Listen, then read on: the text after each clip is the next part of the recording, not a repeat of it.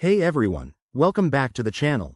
If you're diving into the world of crypto in 2025, you know how important it is to manage your assets securely. Today, we're tackling a common task: withdrawing BUSD from your Trezor hardware wallet to your Arculus wallet.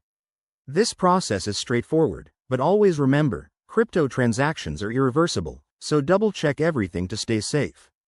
First things first, make sure both your Trezor and Arculus wallets are fully set up and connected.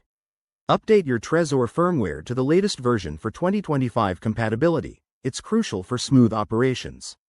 Open your Trezor Suite app on your computer and unlock your wallet using your PIN or recovery seed.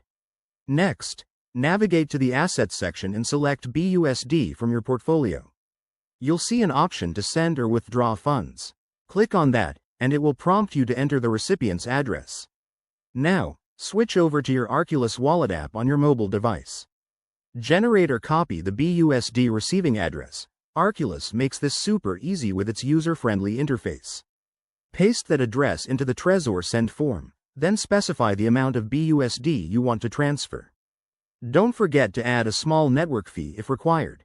In 2025, blockchain fees might be even more optimized, but it's good to check current rates.